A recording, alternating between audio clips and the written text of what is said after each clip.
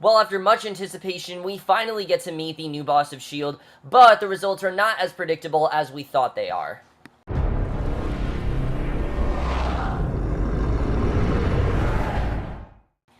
Hey guys, camera for Agents of S.H.I.E.L.D. Season 4, Episode 2, Meet the New Boss, and I was definitely looking forward to this episode. Like I said, I really have been loving that the show is going in this darker direction. I think it's perfect for the show, and also because the fact, and people talked about this, that Marvel, instead, besides Netflix, Marvel really doesn't have a lot to do in terms of TV right now. You can tell they're committing themselves 100% to Agents of S.H.I.E.L.D., and it definitely does show, because this was another great episode. I really did love this episode overall. Was this as good as the premiere? I don't know, but I really did love this episode. I thought it was very strong, and I really do love the direction they went in, and what I really do like is that they're not prolonging things this season. We actually did get some big reveals in this episode. We introduced some secondary characters, and we already know a lot more than I actually thought we were going to. But let's just get in this episode, because I definitely do want to talk about it, and there really is a lot to get into. So we start off, and I will say the one arc in this episode kind of comes out of nowhere, but I am definitely interested in seeing where this goes. We see a child lies in his room at night, and the ghost from the mysterious box passes through his room's walls. Now, I thought this was going to be Robbie Reyes as a child. I thought that's what they were going to do. We were going to get more of his backstory, but I guess that's coming at another time, because that's what I thought they were doing here, but it's not. The child follows after the ghost. He calls for his father. The ghost disappears, and the father comforts the child, sends him back to bed. But he notices a shattered picture frame where the ghost was, and he picks it up. The ghost appears and asks what he's doing in her house. The ghost enters the father, and he sees darkness in his son's eyes, and we quickly see that, what May is seeing in the first episode, pretty much a lot of other people are seeing. Now, we don't know why or how they're seeing it, but I'm definitely interested in seeing where this arc goes, and they do a lot with these ghosts in this episode, and we don't really know what the purpose of them is yet, but I'm sure we're building up to that. We're going to get the answer to that a little bit later. But then we see Robbie Reyes, who, let me just say, the actor who's playing Robbie Reyes, he's just so fucking good, I have to say. I mean, he really is killing it as this role. People have compared him to Punisher, and I will absolutely agree with that comparison, because definitely, he is killing it as Ghost Rider. You have a character who you think, oh, there's no way they're going to get him right. There's no way they're going to make him as savage, as tough, and as brutal as he is. There's no way they're going to get everything right. They're going to somehow, make it cheesy. But no, they're really getting this character down very well. And his dynamic with Daisy in this episode could possibly end up being the best thing they've ever done with her. I really am loving where they're going with this. We see him, he's in his car. Let me just say, the car looks amazing. I forgot to say that, but the car looks fantastic. He drives away from his home, and Quake's van pursues him. Robbie goes to work at Carmelo's auto body, and he notices Daisy's van. And we know Daisy's going after him because she wants to get more answers out of him, and she's not just going to let him get away that easily, we can definitely tell. So, Fitz and Gemma then study the box that the ghost came out of. Fitz says that it appears to be a simple empty box now, and he uses light from outside the visible spectrum to see invisible crystalline technology. Mack arrives and tells him about a report about the father going mad the same way that Chen from the Chinese Mafia did. And he also noticed a ghost on their surveillance footage of the Mafia. I did like hearing that Mack and Yo-Yo seem to like each other, and that they might actually be a couple, and that he actually wants to ask her out. We didn't see Yo-Yo in this episode, but I like where they're headed with them, and I definitely do want to see more of that. But I think it's interesting where this is going, and again, these ghosts, we don't really know what that's all about, but May and Coulson have been waiting for an hour to meet with the director. May is very annoyed, but Coulson is just eager to make his apologies and heads out again. And they did, again, a very good job of building up this director. We don't know what this director's like. We just know that, obviously, they're kind of aggravated that they've taken them this long to actually meet him. But Coulson, you can tell, is very much trying to get in the good grace of the director. That was interesting that we saw that, because at this point, we're kind of getting the vibe that maybe Coulson was fired, or that he has a bad reputation, but I thought it was interesting what we saw. So Robbie then picks up an entire irony, jumps into Daisy's van, but it's empty, and Daisy's talking to Carmelo inside the shop, and Daisy pretends to be Robbie's old high school friend, but makes clear that she actually wants to have a talk with Robbie. And at first I thought she was legit. Like, when she was saying, oh, I know Robbie Reyes since high school, I thought that they actually did know each other, but it turns out that they don't. This is just kind of her way to get information about him, which I thought was smart. Obviously, there has to be a way where she can get to him, because she's not just going to let him go. I mean, he clearly has a lot going on, and they're very much very connected, and I think she just really sees a lot and kind of wants to get answers out of him. So Daisy and Robbie then talk in hushed tones about Ghost Rider, and she lets on that she's done her homework about Robbie's life. She's done all the research she needs to, including his family and his uncle, and she knows everything that's going on. And Robbie tries to get rid of her by fixing her van, but she uses her powers to cause some extra damage. And I think this is interesting, the way that these two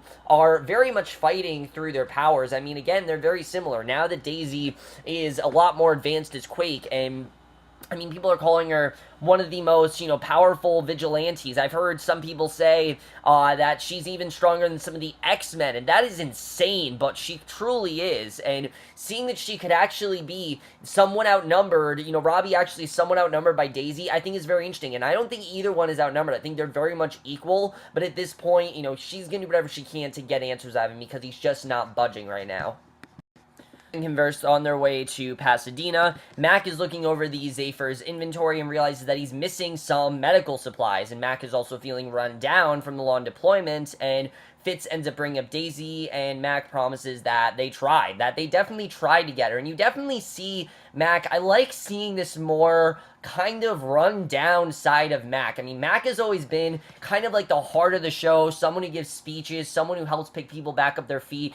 This Mack seems a lot more drained and just a lot more overworked, definitely. And it seems like I think he's realizing that some things are just not going to be able to do. They tried to get Daisy back, it didn't seem to work, and he doesn't feel that they're going to be successful. He doesn't know if they're really going to be able to get her back. And I thought it was a very effective scene, and I really do like the direction they're taking him in, especially now that we don't have as many characters. They're really doing a lot more Mack, and I really do like that. Now, they started to do a lot more of them last season, but I feel like this season especially, he already feels like a much more essential part of the show, and I really do like that. So the ghosts have awoken a third. Their condition is something to do with a book called The Darkhold, which we don't really know what that is, and Ghost Rider then has Quake bound. Quake is the first one to figure out who Ghost Rider is and isn't sure what to do with her, and he thinks that she has a death wish, that she wants to die, and to an extent I think she kind of does, but he's looking for proof that she deserves to die so that he can solve both of their problems. And that is a very interesting story because of the fact that he has a death wish, she has a death wish, he feels they have something in common, and that is the thing they have in common. And I like that already we know why he really is going after her and what he really wants from her. He feels that, she's the answer to his problems, and I think she feels that he's the answer to her problems. I don't really think that. I think she feels like she's going to help him, but I think he knows that she's kind of the one that's going to help him because she's kind of in this unique situation just like him, and they're not exactly both great people, and we definitely do see that. And I really did love that overall, and I like that, like I said, they really did explain that. And there definitely were a lot of similarities to this scene and the rooftop conversation in Daredevil. Not saying they're the same kind of thing, but this scene definitely reminded me of what they did in Daredevil, where you have the hero bound and tied up, and you have the villain kind of just stating what they're doing, very much like that scene in Daredevil. The difference is that Daredevil had like a lot more deeper subtext, and I think this does kind of, but definitely not as much as Daredevil did.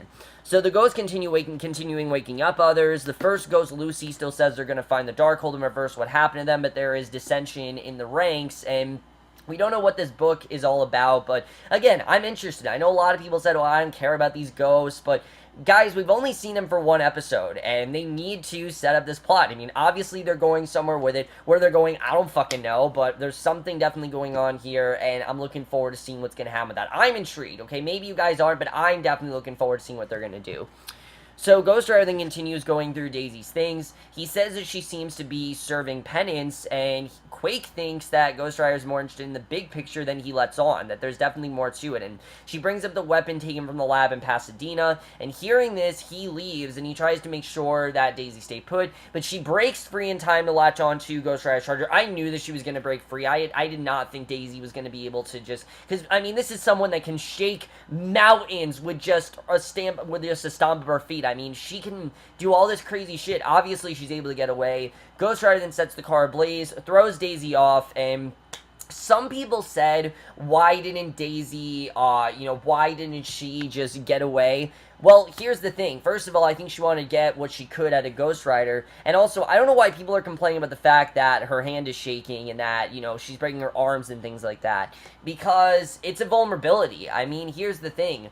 You want a compelling character, you have to have something to get behind. And when you have a character that is a hero and has nothing wrong with them, not only are you writing a very stereotypical character, you're writing a character that's not really easy to get into. I mean, if a character is nothing wrong in that they're this perfect superhero, and there's nothing good, and there's nothing in their way, that's not a story. That's just someone who is a hero and doesn't seem to have anything inherently wrong with them. But giving Daisy this whole idea of when she does something as Quake, she ends up breaking her arm a little bit. I think that's honestly a really ingenious idea, and I really do like where they're going with that. I mean, that gets us in some of the greatest stories. Think of someone like Superman. I mean, Superman, yes, he can fly, and he can move tall buildings in a single bound, but he has to protect his identity, and he can't really say who he is. Or Batman. Batman's not at all a, superhero, but when he gets hurt, he really does get his ass kicked. And again, I think they're doing a very good job with that in Quake, because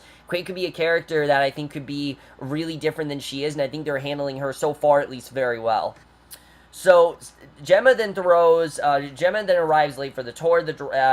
Jeffrey introduces her. She says that she was in the containment center and tells the director that there was an incident and that now is not a great time. The director takes the tourists to a Quinjet instead, and Fitz and Mack then infiltrate the lab. Fitz picks up an energy spike. They investigate the ghost lab. Fitz says they have a big problem. One of the ghosts appears, then disappears, and he doesn't really know how they're doing that, but Coulson then finds May freaking out in the locker room, and I mean freaking out. She thinks that something got inside the base that's infecting everyone, and she might not be wrong, honestly. I think that there's definitely something larger at play here, and Coulson tries to calm May down, but she's still freaking out. He tells her that they need to go to the lab to try to test everyone's blood to see who is infected. She agrees because, again, this obviously is a problem. I mean, this isn't just something that's very small. This is definitely a big problem here.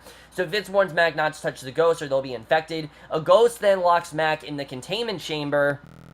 Suspicious of Coulson as they enter the training room and attacks, because again she saw what she did on Coulson, and they get into this big fight. Like, May straight up attacks Coulson, all of her own trainees, and Coulson tries to tell May that she's not well, but she's convinced that she's doing what has to be done.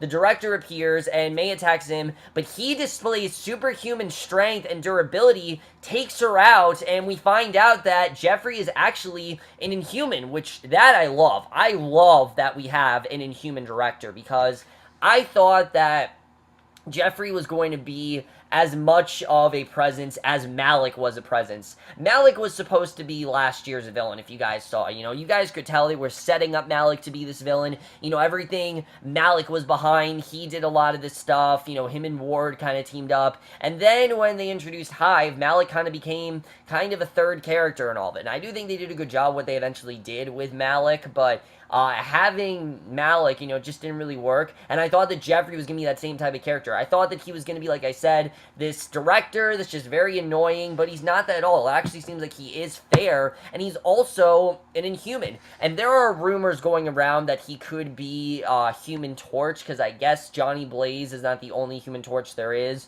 There is a Jeffrey, I can't think of his last name, but he does, in fact, refer to Human Torch, the first and last name. So if that's really what they're saying of, that's very interesting. And again, I think something that's working very well within this show is them really focusing on Agents of S.H.I.E.L. They're able to get into some of the more bigger characters that we haven't really seen. If he actually is Human Torch, that's going to change everything. I can't wait to see where they go with that. And especially if they get Fantastic Four in the show, imagine how there would be if they actually could get Fantastic Four possibly on the show. I don't know if they will, but I could definitely see that happening, because Fantastic Four has failed so many times as a movie. Putting it on TV show is a completely different story, and I could actually see them doing that, but we'll have to see. I could be stupid. Maybe he's not even related to Fantastic Four, but I hear Human Torch, I automatically think Fantastic Four, so correct me if I'm wrong, but he might be Human Torch, so I'm definitely interested in seeing where that's going to go.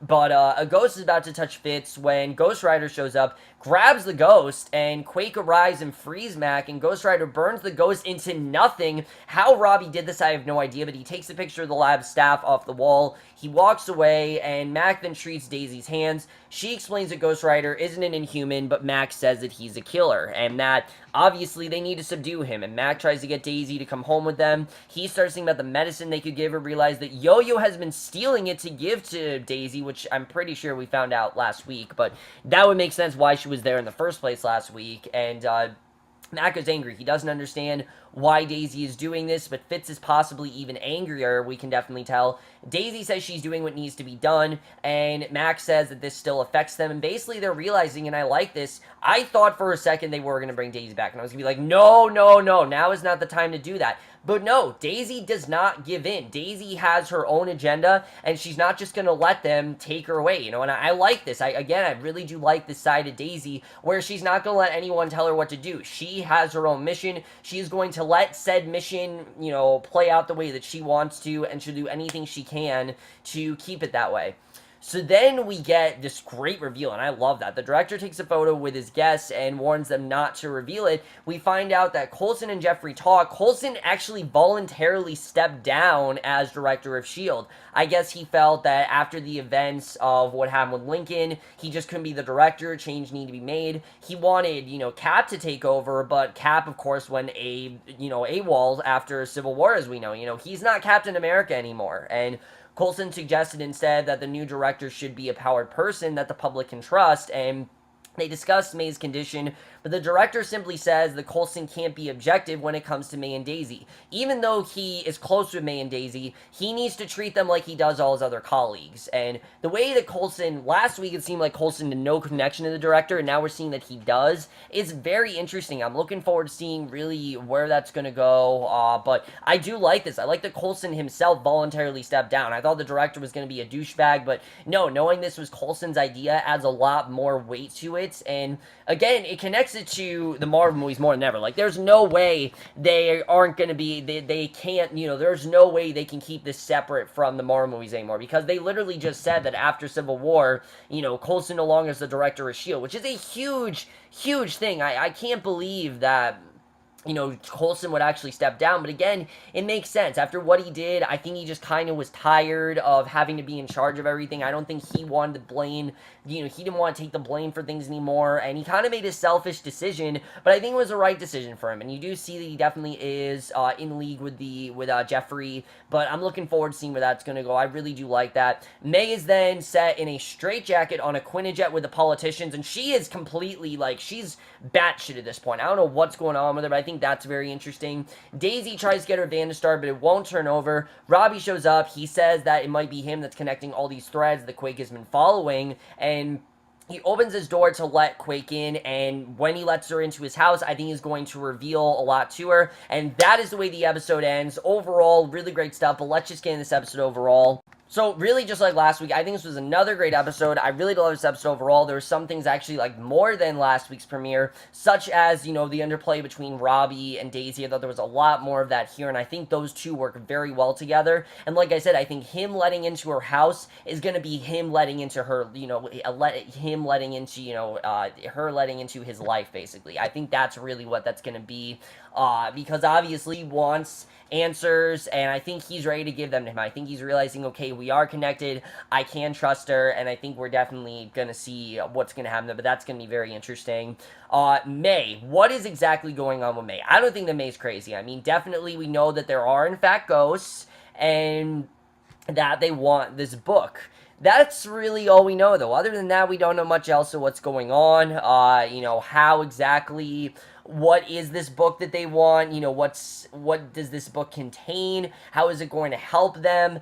Apparently, the mother has had this condition, you know, the woman ghost, she's had this condition for a long time, as we know. So we don't really know where that's going to go. But again, I thought they did some pretty good setup there. I can't really say I didn't like it, because I did like it overall. I thought it was actually very interesting what they did there, and I really do like that overall. So I'm looking forward to seeing really where that's going to go. Mack and Daisy, I mean, you can't be more heartbroken over this. These were two people that had a genuine connection, but it's now kind of gone. And some of it, yes, is because of the damage that Daisy caused when she was, on Hive's side. It's kind of that.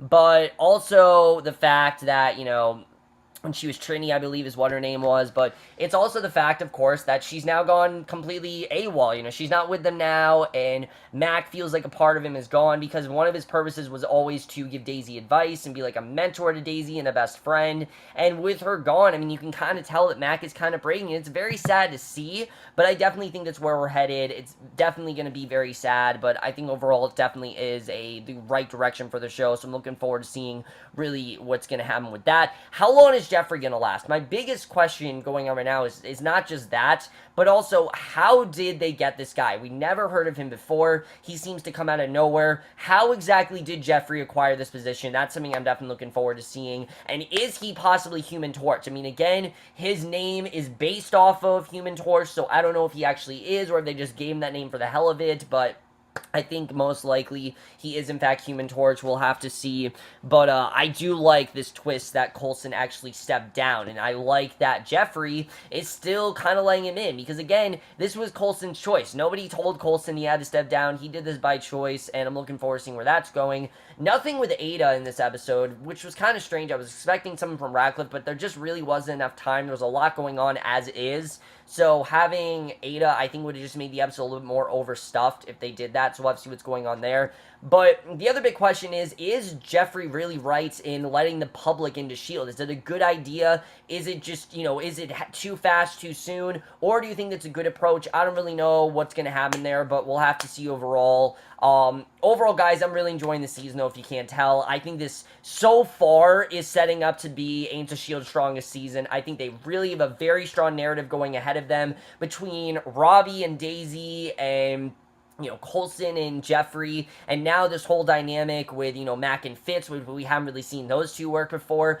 We're just getting to see a lot of characters work together in ways we haven't before. What's going on with May? There's just a lot of really great plots going on. I'm really loving the season overall. But that's my review. Hope you guys enjoyed it. What you guys thought of this episode? Are you enjoying the season? And are you liking the more darker tone? And especially, what do you think of Ghost Rider? I think he's by far the best part of the show right now. Definitely stuff with Mack and Daisy is just awesome. I'm completely captivated when they're on screen. When they're not off screen, obviously I'm into the show, but when they're on, I'm there, really. Their stuff is great. That's my review, though. Hope you guys enjoyed it. We'll see you guys in my next one, which will be for This Is Us, and we'll see you guys for that. Okay, bye.